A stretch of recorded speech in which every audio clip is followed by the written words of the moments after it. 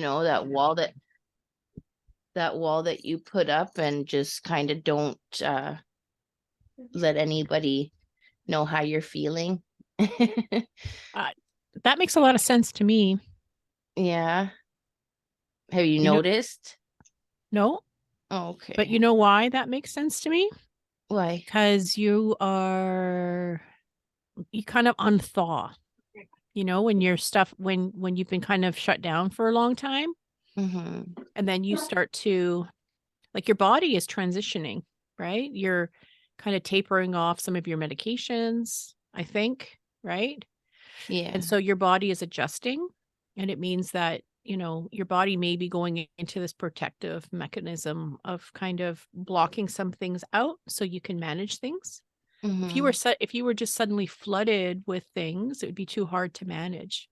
So Yeah. sometimes our body kind of goes on autopilot where we kind of shut these things down or we put them aside. That's how I feel. I feel like I'm kind of just floating through all of this. Like Yeah.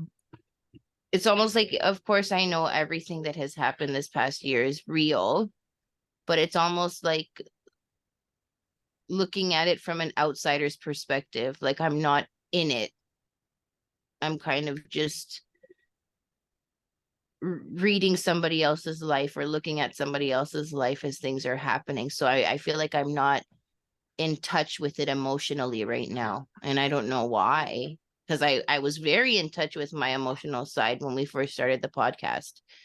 And now I feel very closed off. Like, I don't know. Hmm. It's Well, weird. it might just be something to notice, right? And Yeah. to um kind of just kind of like when I think about when we were podcasting with Jen and she was talking about emotions, right? Like you just want to sort of notice them, right? You don't even have to do anything about it at this point. You might just be Hmm. noticing this is where you're at right now. And there's probably good reasons behind it. Yeah. So, And like Jennifer said, you've been watching a lot of TV, Hmm. and that's another way that you're handling this. You're distracting yourself, Yeah. and that could be Sleeping, that sleeping. That could, TV. yeah, that could be really good for you right now. Hmm. Like I'm overwhelmed with other things that are going on, like with finding a place and like shit like that. I'm just I realized that I'm back in that avoiding state of like I know I got all this shit to do, but I'm just gonna sleep. I know I got this to worry about, but I'm gonna watch my show. I'm really like closed off is the best way I can put it. I feel closed off from my emotional side of things right now. I don't know.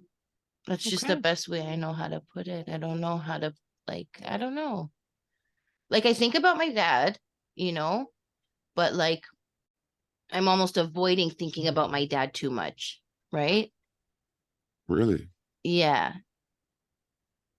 Like I'm trying to do other things to distract myself, whereas before my whole life was kind of out in the open with this podcast, and then like coming to talk about it, I was okay because I had so much to say because I had so many feelings. And right now I'm closing those feelings off. I don't know how I'm doing it, but it's happening. So I feel like I don't have a lot to say like I did before because I'm not letting myself feel all those feels. I'm just closed off and distracting myself. And I'm not doing it intentionally. It's just happening and I don't know how. So, Well, even though there's some mysteries around this, it sounds to me like you've got some insight, like you're thinking about how you're doing and you're noticing how you're doing. And you're noticing that, some things are feeling, maybe there's some protective factors here happening, right? Rather yeah. than feeling things, you're choosing to distract right now. And, it's an important time to tune into yourself and notice what's going on. Yeah. Yeah. Or you could face the demons. But that's what I'm saying is I don't know how to do that because I don't even know how I'm putting this blockage up right now. It's not like it's overbearing, like, I can't handle it. It's just like out of sight, out of mind. I'm avoiding it, but I don't know how I'm avoiding it. I know I watch TV, you know, I know I sleep a lot lately, like a lot lately, And you clean a lot. and I clean a lot. And those are all distracting mechanisms from my emotional shit. Yeah, So, I agree. but in order to stop doing it, I don't know how to stop doing it because I don't know how I even ended up doing this or why I ended up putting this blockage up recently.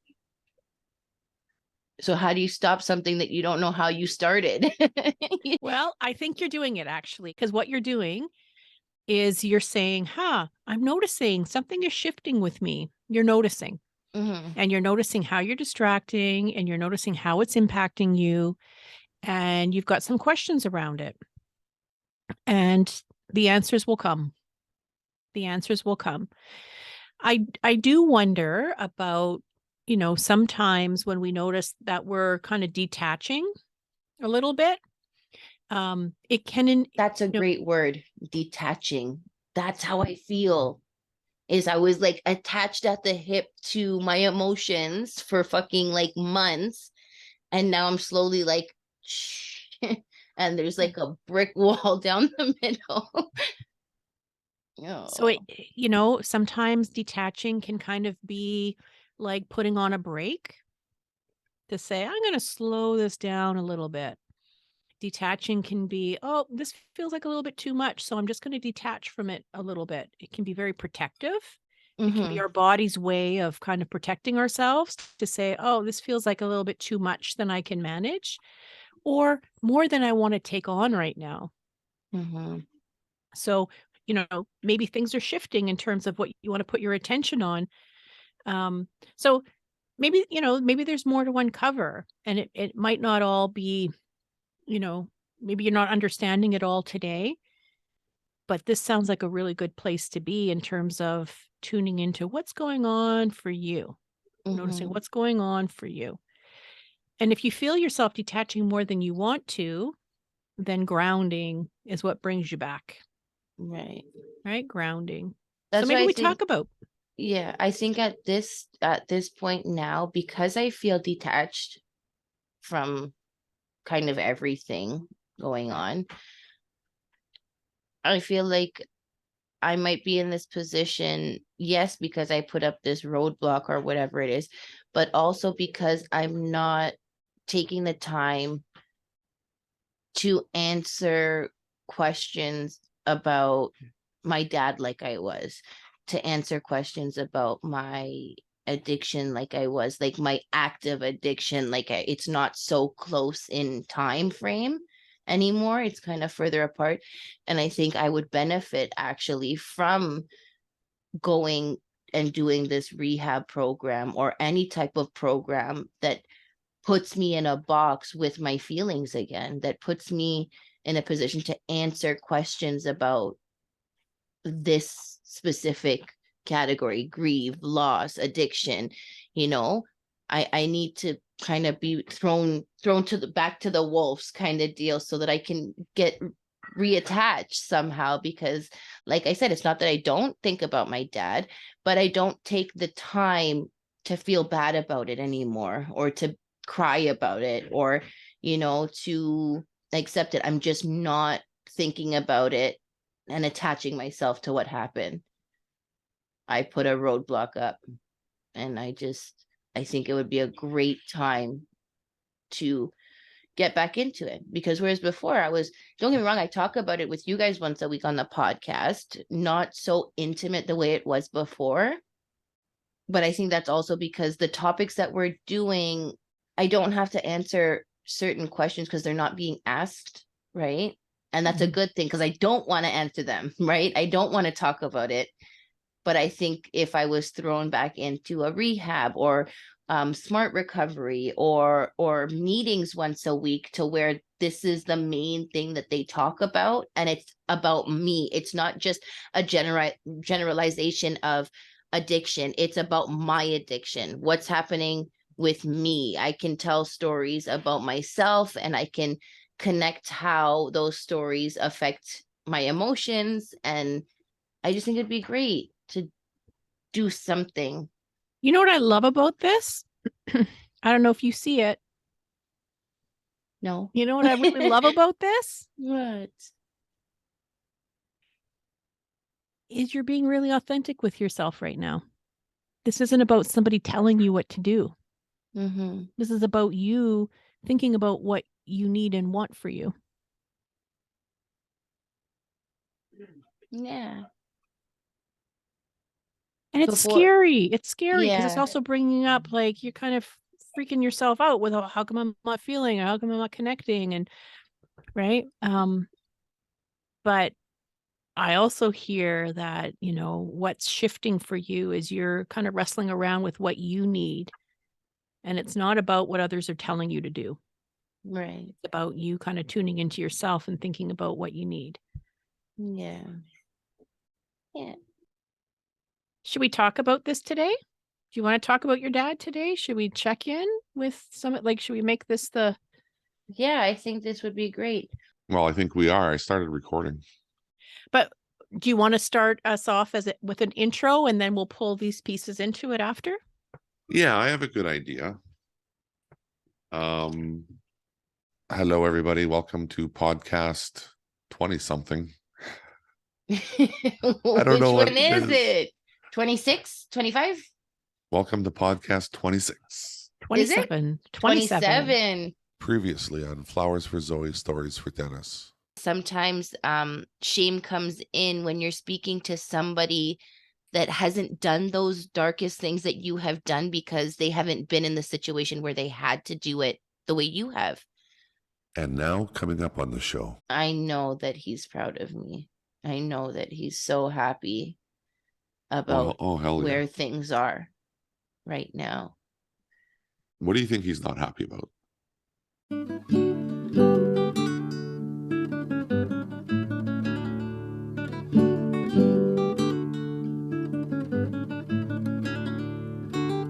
Today's podcast is a Zoe's Recovery Diary number 7. If you find today's episode activating, please reach out and talk to somebody. If you find the discussion helpful, please share the link with others.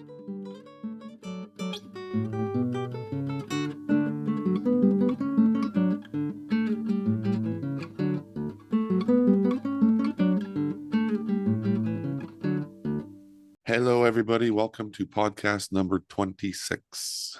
So we just did 2 podcasts with guests, and it's been a while since we've all been here. But the last time we were all here together, we did a podcast on sobriety.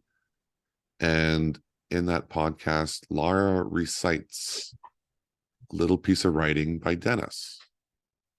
And we never really got a chance to talk about that. Bear with me, but Dennis's piece of writing, it's called No Thank You. And at the end of it, he says, so no thank you, fish. And that got me right away because it reminds me of a piece written by David Foster Wallace. David Foster Wallace is an American poet. And he died in his 40s from suicide after living a life of depression. And he gave a commencement speech, I believe it is, to a group of graduates, and it's called This is Water. He starts off by telling a story of 2 fish swimming along, and off in the distance, they see an older fish, and the older fish swims by and says, hey boys, how's the water this morning? And the 2 fish wave and they say hi and they swim along. And then as they're swimming, one fish turns to the other fish and says, what the hell is water? I'm not going to do it justice, but it's kind of like a Matrix. You know, when Neo's taking the blue pill or the red pill, and he takes the red pill and all of a sudden he sees reality. Well, David Foster Wallace was talking about the importance of looking at your life from 5,000 feet up, at the whole thing, and realizing, what is my reality? And that's what the 2 fish did. They don't even know what water is. What the hell is water? But they're living in it. And it's surrounding them. It's not just the fish that reminds me of your dad's writing. It's the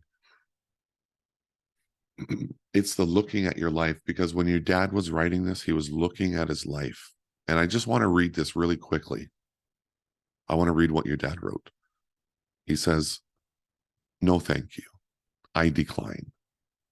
I don't want you anymore. Something I have never felt. New feels. I don't like it. All or nothing at all.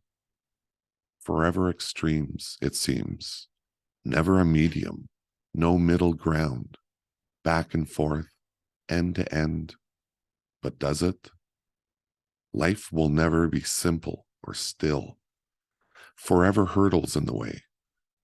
And I don't seem to be moving this way. So no thank you, fish, not today." And your dad, when he was writing this, he was looking down from 5,000 feet and saying, "I don't like this and I don't want this anymore."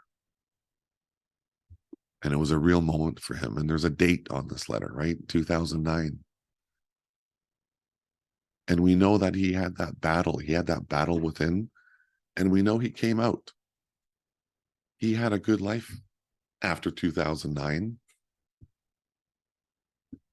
So we never got a chance to talk about that. And it's such a great piece of writing. And right now I see Zoe doing the same thing. Zoe's looking at her life from 5,000 feet up. And she's saying, "No, thank you." It's a really nice piece of writing. I really like it. No, thank you, fish. Me too. That was so great. Everything you just said was so great. I'm speechless. I don't even know what to say. It Oh, I was mean, great. I haven't read much of David Foster Wallace, but your dad would have fell in love with his writing. Your dad he was such a writer. Oh my God. I can't believe that. It's exciting to me. I can't wait to read more of my dad's stuff because there's so much of it that I've never seen. Right? It's personal. His writings were personal. He didn't share them with people. He should have Right? ripped them up because now they're going to be read. Oh, I'm so happy he didn't rip them up. I am so happy. I feel kind of mixed about it. There's poems and passages that he wrote for people, which I think those are nice to share. But then, like, how do you feel about reading somebody's journal? It's true. It is true. Like, I just think about that piece, right? Like, I think when it comes to like the things that we write in our journal, like, let's face it, anytime you write in your journal, it's usually a lot of extremes, right? It's in the Mhm. low points of your life where you're like struggling and you're like a mess, or it's Mhm. like the high points of your life where you're like all in bubbles and, You don't write when everything is just going. yeah. Yeah. Yeah. And that's So understandable. It's just, when I hear things that he's written or when I look at the papers that he's written on and in his font of writing, it just makes me feel so close to him, I guess. Uncle Daniel gave me one of his to-do lists that he came across. And it's like when I look at it, I just feel like that's my dad's writing. Like he was writing on this piece of paper at one point. And it just makes me feel nice. isn't that something, how something like a to-do list that we sometimes think is just so insignificant, right? Becomes something so important and cherished. I love that to-do list. It was a budget, Mm-hmm. and he was taking care of shit. He Yeah. was on his way. Before he died, he was on his way to cleaning up his life. I hate saying that. Not cleaning up his life. He was on his way to straightening out his finances, paying off some debts that he had. And it meant a lot to him to pay off debts. It did. Yeah. And his to-do list had people on it. Buying birthday cards. Yeah. Oh yeah, I Yeah. remember that one. Yeah. Yeah, I have a few of his to-do lists. It's a regular day-to-day fucking to-do list. Things I write every day that, like you said, seem so insignificant that mean so much now to have. Well, does it make you think differently about your own to-do list? Kind of now, yeah, because it's like, I don't like to think of death. Like, I don't. But, it makes me now think about the podcast that we're doing, the videos that we record weekly. Like, I'm going to be here forever. You know what I mean? Like, my kids are going to have so much to watch of me speaking about them, how much I love them, like the things that I do for them on a day-to-day basis so that they can have a good life. I love that too. I like that aspect. Unlike you, I do think about death, Mm. but being prepared and writing things down and knowing that, it's going to be here even past your lifetime. Yeah. Yeah. That's one thing, like I probably said it a few times. Like, I know you guys have thought it. I wish there were more recordings of my dad instead of him behind the camera doing the recording or taking the pictures. Right? Because it's one thing to have pictures, but it's a whole nother thing to have a video of somebody laughing or talking, or you know what I mean? Like, and Yeah, it is. that's why I really want to talk, because I know for sure things I've never seen, videos, pictures, um, writings, journals, photos that he's drawn, artwork. Like, there's so much there that I haven't been in a space to see yet, because I just wasn't ready, because it was a lot to take in.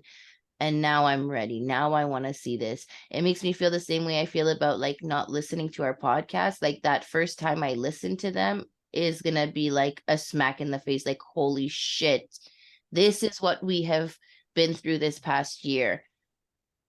And it's intimidating to me. Like, it's very intimidating to make the choice to listen to them.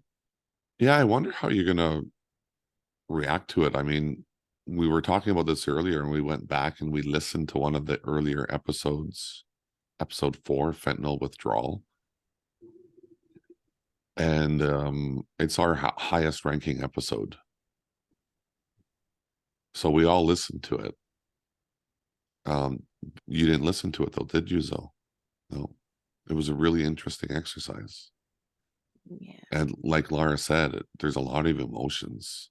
So when you do decide to listen, prepare yourself. With this whole blockage that I was talking about, this roadblock, I think I need to be kind of thrown to the wolves and face like my reality of what has happened and where I am and the obstacles that I faced, that we've all faced together as a family, as a team, where we are now. I need to get hit with it, because I'm like I said, I'm not in touch with my emotional side of things right now, and I want to be. I don't want it to be overwhelming of not being able to handle it, but I want to have those days where I can look at a picture of my dad and have a conversation with him, right? Like, and I haven't done that in a long time. And I want to, because I like to do that. I miss doing that. But like I said, I'm doing other things to distract myself from having those conversations with him. And I think that's why it's so hard for me to give him the updates that I desperately want to at the end of our podcasts.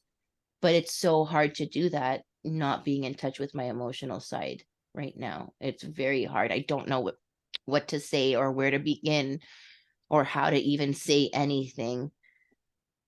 Do you think Right? if your dad could be looking down right now, do you think you let him down with what No, you've done in this last year? no, He's proud as not at shit. all. He's so Yeah, proud. I know he is. Because I remember when you guys were both here living here, oh my God, he was on your case a lot. Oh my Zoe, God, did about you do this? Zoe, everything. did you do that? Zoe, you got to do this. Everything. And it He was so wouldn't frustrating. stop. And you know why? I know he did it because he cared and he loved me Yeah. and he just wanted me to get my shit done. But it's like, you out of all people, Dad, know how I feel right now. I don't want to do fucking nothing. And you know that feeling. You know how it feels to be sick, and you're the one who's on my ass the most out of everybody. Come on, like, bear with me a little bit. You know what I feel like right now, and you still push me to the fucking limit to get shit done. He did. Yeah. He really did, didn't he? Almost like he didn't understand what it felt like, but he did more than anybody. Yeah. I think he just didn't want me to give up entirely. He wanted me still to do what I had to do. Yeah. It meant the world to him. Like that was his purpose in life. Yeah. So I know that he's proud of me. I know that he's so happy about Oh, hell where yeah. things are right now. What do you think he's not happy about?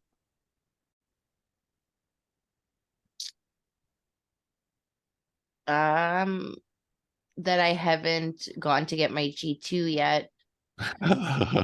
He was always on me, Zoe, buy a car. Zoe, get your full license done. Zoe, stop driving without a license. Zoe, it was always about my license, always about a vehicle. He took me to get my license the one time.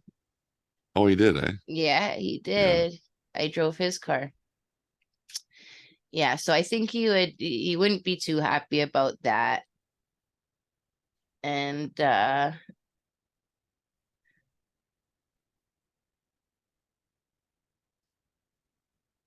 I'm gonna say, like, maybe he wouldn't be too happy that I'm not in school or working, but I think under the circumstances of everything that, you know, we've done this past year and just getting stable once again, getting off of drugs, being on the program stably, like, I don't think he would be so hard on me not being in school yet or not working. I think that it's only been a year. You know what I'm saying? It's only been a year.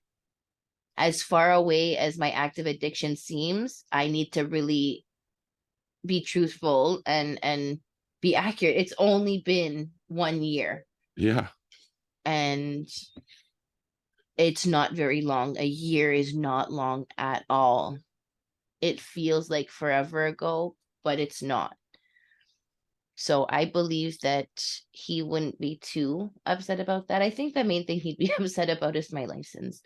He would really be on my case for that because he's been on my case since I was 16 years old. Zoe, you got to get your license. Zoe, you need a vehicle. Zoe, you have Talia, you need to be able to drive. You need to get places. You need a car to go to school. You need a car to go to work. You need your car.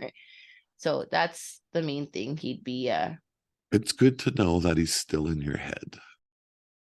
yeah. You hear him saying all those things. Oh, I do. I Yeah. do. Just like I hear him say, Zoe, why do you swear so much? Like, he would always complain about how much I swore and then about how loud I am. Why do you have to be so fucking loud, Zoe? I can hear him. I can still hear him. I'm just hyper, right? Like, I'm very, I don't know, just Yeah. loud. You have, what do people call it? A lively personality, center of attention. You control the room when you walk into it. It's a very, But yeah, when I am the you're center very of charismatic. attention, yeah, but when I am the center of attention, it's almost like I have to be, but then when I am, I don't want to be. When I notice that all eyes are on me, I kind of back up like, okay, like I said that too loud. I gotta be quiet. Right? I have to like tame myself. Yeah, you remind me of my dad a lot. Yeah. a lot. You have that same life in you almost. Yeah. And you carry it very well. It looks good on you. You know, the other two podcasts that we did, we had Jennifer Van Wyk join us, and that was incredible. We learned all about emotions. Then we had Sarush, and Sarush taught us all about smart recovery. Yeah. It's crazy because now what we're talking about, well, what I was just talking about now about, having that blockage up kind of goes with the whole reason why I feel like I didn't speak too much in the podcast with Jennifer because I was so out of touch with that side of myself, right? And then the whole topic that we had with Sarush was about smart recovery. So on one hand, I'm like, I'm not in touch with my emotional side. And on the other hand, I'm like, I need to go back to like a rehab or a program. So both of those topics that we had the past two podcasts all Yeah. came into one this time with me. I'm like, this is what I need. I need to go to smart recovery. I need to get in touch with my emotional side of things. Put those two together, and that's what you got. This is what I got to do. So it all came down to it was a good thing. Both those topics were great because it really put me in perspective of what I need to do for myself. I'm just bringing this up. I don't know if you can see my screen. Yeah. Smart recovery. Yeah. If you want to look for a meeting right now, we can. I think it's pretty neat to look at the website and just see how many meetings there are and Young adults 18 to 30. Yeah, and you can just pick a time that works for you. For our listeners, right now I'm on smartrecovery.org, and right from the homepage, you click on meetings and you see a big list of meetings. So Zoe, you might be interested in the young adult. Yeah, That's that one stood out to me. To 30. Yeah. You know Is what? that this one at the top? Yep. That is tomorrow, right? It's on Monday morning or Monday evening. At 6 Tomorrow p.m. at 6. Yeah, I'll go to that one. I'll write that down.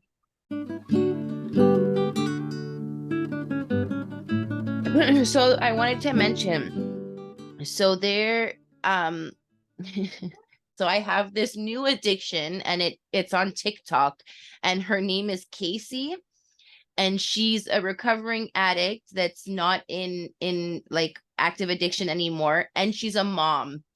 So the videos that she posts, like she's the funniest person. Like if I could meet anybody in this whole fucking world, it would be her. I would meet this girl because she is my idol. Like What's I her love name? her. So her name is Casey, and it's Meet the Clarks. It's MEETTHECLARKES. Meet the Clarks. Meet the Clarks, and her name is Casey. Should we Casey. invite her? I think we should, because honestly, like she's my idol. I think I would get butterflies if she came on here. I wouldn't know what to say because I love her that much. Like she's just, I want to be her when I grow up. Like, Oh wow, this is awesome. seriously, like I can't love wait to see her. this. I Okay, want to so check it out. if anyone listening has any contact to Casey at Meet the Clarks, we want her to come on the podcast.